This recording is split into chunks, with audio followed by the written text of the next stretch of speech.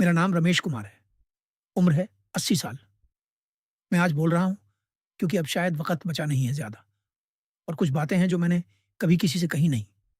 सोचा था ज़रूरत नहीं है बताने की, पर अब लगता है शायद कहना चाहिए। मैं कोई बड़ा आदमी नहीं हूँ, ना कोई संत, ना कोई सफल व्यापारी। एक साधारण क्लर्क था रेलवे में। 36 साल नौकरी की। रोज़ सुबह 6 बजे उठना, 7 बजे की लोकल पकड़ना, दफ्तर पहुँचना, फाइलों पर दस्तखत करना, शाम को वापस घर। यही था मेरा जीवन और मैंने इसे बहुत गंभीरता से लिया, बहुत ज़्यादा। शादी हुई थी 25 साल की उम्र में सुमित्रा से। माँ-बाप ने तय किया था। अच्छी लड़की थी, घर सँभालती थी, खाना बनाती थी, कभी शिकायत नहीं करती थी। मैं सोचता था कि बस इतना काफ़ी है। शादी का मतलब यही है, एक व्यवस्था, एक ज़िम्मेदारी, 2 बच्चे हुए, बेटा और बेटी, अनिल और मीना। और फिर शुरू हुआ असली खेल। पढ़ाई, ट्यूशन, स्कूल की फ़ीस, कॉलेज और शादी की चिंता, नौकरी की चिंता, हर चीज़ की चिंता। मैंने सोचा था कि यही तो है पिता का काम, बच्चों का भविष्य सुरक्षित करना। तो मैं लगा रहा, सुबह से रात तक। ओवरटाइम करता था जब मिलता था। छुट्टियों में भी काम ढूँढता था। कभी किसी रिश्तेदार के यहाँ नहीं गया घूमने, कभी छुट्टी नहीं ली बिना वजह के। लोग कहते थे, "रमेश बहुत ज़िम्मेदार आदमी है।" और मुझे अच्छा लगता था ये सुनना। पर अब जब पीछे मुड़कर देखता हूँ, तो लगता है कि मैं ज़िम्मेदार नहीं था। मैं सिर्फ़ डरा हुआ था। डरा हुआ कि कहीं कुछ गलत ना हो जाए, कहीं पैसे कम ना पड़ जाएँ, कहीं लोग ये ना कहें कि रमेश अपने बच्चों की परवरिश ठीक से नहीं कर पाया। तो मैं हर चीज़ को गंभीरता से लेता रहा, हर छोटी बात को। एक बार अनिल ने मुझसे कहा था, "पापा, आप मेरे साथ पार्क चलेंगे? क्रिकेट खेलेंगे?" मैंने कहा, "अभी नहीं बेटा, मुझे कुछ काम है, फिर कभी।" पर वो फिर कभी-कभी नहीं आया। काम हमेशा था, या मैं सोचता था कि है।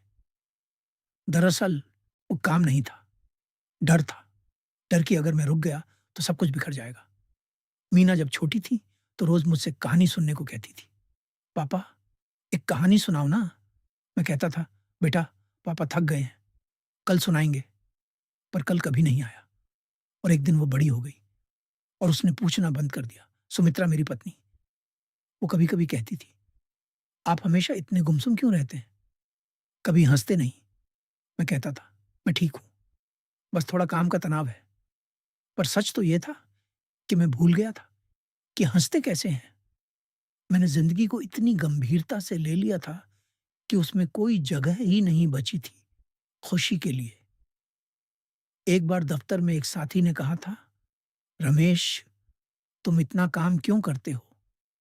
ज़िंदगी सिर्फ काम तो नहीं है।" मैंने मज़ाक में कह दिया था, "सच तो फिर क्या है?" पर अब लगता है उसके पास शायद जवाब था और मैंने सुना ही नहीं। साल बीतते गए, बच्चे बड़े हो गए, अनिल को नौकरी मिल गई, मीना की शादी हो गई और मैंने सोचा कि बस अब मेरा काम खत्म हुआ, अब मैं आराम कर सकता हूँ। पर तब तक मैं खुद को भूल चुका था। रिटायरमेंट के बाद घर में बैठता था, सुमित्रा खाना बनाती थी, टीवी चलता रहता था। पर मैं नहीं जानता था कि अब करना क्या है। कोई शौक नहीं था, कोई दोस्त नहीं थे, सिर्फ यादें थीं, उन चीज़ों की जो मैंने नहीं की। एक दिन सुमित्रा ने पुराने फ़ोटो निकाले। एक तस्वीर में अनिल छोटा था, मुस्कुरा रहा था। मीना उसके बगल में खड़ी थी और मैं कैमरे की तरफ देख रहा था, पर मेरे चेहरे पर कोई भाव नहीं था। सुमित्रा ने कहा, "आप हमेशा ऐसे ही रहते थे।" मैंने कहा, "कैसे?" उसने कहा, "जैसे आप यहाँ हैं, पर यहाँ हैं नहीं।" और उस दिन मुझे समझ आया, मैं ज़िंदगी में मौजूद तो था, पर जी नहीं रहा था। मैं सिर्फ़ एक भूमिका निभा रहा था, पिता की, पति की, नौकर की। पर मैं खुद कौन था, ये मुझे कभी पता ही नहीं चला। और अब जब समय बचा नहीं है, तो पछतावा होता है। पर ये पछतावा भी अजीब है। मैं ये नहीं कह रहा कि मुझे बड़ी कार चाहिए थी, या बड़ा घर, या विदेश घूमना चाहिए था। नहीं, मुझे बस अपने बेटे के साथ पार्क में खेलना चाहिए था। अपनी बेटी को रात में एक कहानी सुनानी चाहिए थी। अपनी पत्नी से पूछना चाहिए था कि उसका दिन कैसा रहा। इतनी छोटी-छोटी बातें जो मैंने नहीं की, क्योंकि मैं सोचता था कि ये सब फालतू है, ये सब टाइम वेस्ट है।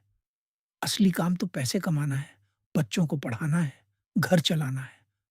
पर अब समझ आता है, तब वो असली काम नहीं था। असली काम था साथ रहना, महसूस करना, जीना। 3 महीने पहले सुमित्रा गिर गई थी घर में, फ्रैक्चर हो गया था, हॉस्पिटल में भर्ती करना पड़ा। मैं उसके पास बैठा था रात भर और पहली बार मैंने उसका हाथ पकड़ा। 50 साल की शादी हो गई थी, पर शायद ये पहली बार था जब मैंने ऐसे उसका हाथ पकड़ा था, बिना किसी वजह के। बस उसके साथ रहने के लिए।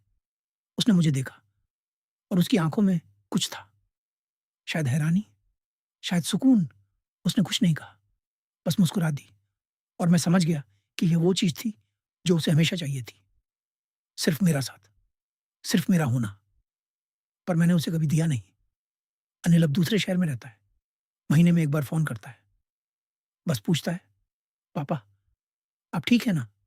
मैं कहता हूँ, "हाँ बेटा, ठीक हूँ।" पर मैं उससे ये नहीं कह पाता कि मुझे उससे बात करनी है, उसकी आवाज़ सुननी है, उसे जानना है कि वो कैसा है, खुश है या नहीं। क्योंकि हमने कभी वो रिश्ता बनाया ही नहीं। हम पिता-पुत्र थे, पर दोस्त नहीं थे। और अब वो दूरी इतनी बढ़ चुकी है कि मैं नहीं जानता कि कैसे पाटूँ। मीना कभी-कभी आती है अपने बच्चों के साथ। बच्चे मुझे दादाजी बुलाते हैं, पर मैं उनके लिए एक अजनबी हूँ। वो मेरे पास बैठते नहीं, वो मुझसे बातें नहीं करते, क्योंकि मैंने उनके साथ वक़्त बिताया नहीं। मैंने उन्हें जानने की कोशिश नहीं की और अब वो मौका नहीं बचा। मैं कभी-कभी सोचता हूँ, क्या मेरे जैसे और भी लोग हैं, जिन्होंने ज़िंदगी को इतनी गंभीरता से लिया कि भूल गए जीना? जिन्होंने हर चीज़ को ज़िम्मेदारी बना लिया और खुशी को फालतू समझा? जिन्होंने सोचा कि बाद में वक़्त मिलेगा, पर वो वक़्त कभी नहीं आया? अगर आप भी ऐसे हैं, तो मैं आपसे कुछ नहीं कहूँगा। मैं कोई उपदेश नहीं दूँगा। मैं बस इतना कहूँगा, रुकिए थोड़ा। बस एक बार रुकिए और देखिए चारों तरफ। अपने घर को देखिए, अपने लोगों को देखिए। वो जो आपके साथ हैं, वो हमेशा नहीं रहेंगे और वो छोटी-छोटी बातें जो अभी फालतू लगती हैं, वो बाद में सबसे कीमती यादें बन जाती हैं। मैं अब बूढ़ा हो गया हूँ, शरीर साथ नहीं देता। डॉक्टर कहते हैं कि दिल कमज़ोर हो गया है, पर सच तो ये है, मेरा दिल हमेशा से ही कमज़ोर था, क्योंकि मैंने उसे कभी इस्तेमाल ही नहीं किया। मैंने कभी महसूस करना सीखा ही नहीं। अब मैं यहाँ बैठता हूँ, सुमित्रा के साथ। वो चाय बनाती है, मैं पीता हूँ और कभी-कभी ये मैं सिर्फ़ उसे देखता हूँ और सोचता हूँ कि काश काश मैंने पहले भी ऐसे देखा होता। काश मैंने उसे बताया होता कि मैं उसका शुक्रगुज़ार हूँ। काश मैंने कहा होता कि मैं उससे प्यार करता हूँ, पर मैंने कभी नहीं कहा, क्योंकि मैं सोचता था कि ये सब कहने की ज़रूरत नहीं है, पर ज़रूरत थी, बहुत ज़रूरत थी। अब मैं जो कुछ भी करता हूँ, वो देर से है, पर फिर भी मैं कोशिश करता हूँ। सुबह उठता हूँ, तो सुमित्रा से पूछता हूँ, "तुम कैसी हो?" वो हैरान होती है, पर मुस्कुरा देती है। जब अनिल फ़ोन करता है, तो मैं उससे उसके काम के बारे में पूछता हूँ, उसकी ज़िंदगी के बारे में। वो थोड़ा अचंभित होता है, पर बात करता है और मैं सुनता हूँ, बस सुनता हूँ। ये बहुत नहीं है, पर ये कुछ तो है। शायद बहुत देर हो चुकी है। शायद मैं वो सब वापस नहीं ला सकता जो खो गया, पर शायद जो अभी बचा है, और उसे मैं जी सकता हूँ। मैं आपको कुछ नहीं सिखाना चाहता। मैं खुद बहुत कुछ नहीं सीख पाया, पर अगर मेरी यह बात आपको सुनाई दे जाए, तो शायद आप वो गलती ना करें जो मैंने की। ज़िंदगी को गंभीरता से लेना गलत नहीं है, पर उसे इतनी गंभीरता से लेना कि आप जीना ही भूल जाएँ, ये गलत है। छोटी-छोटी बातें मायने रखती हैं। एक मुस्कुराहट, एक बातचीत, एक साथ बैठकर चाय पीना, ये सब यही असली ज़िंदगी है। बाकी सब तो बस व्यवस्था है। मेरा नाम रमेश कुमार है। मैं 80 साल का हूँ और मैंने अपनी ज़िंदगी गलत नहीं जी, पर मैंने उसे अधूरा जी। और अब जब आखिरी पन्ने आ गए हैं, तो यही पछतावा है। अगर आपके पास अभी वक़्त है, तो रुकिए, बस थोड़ा रुकिए और जिए, बस जिए।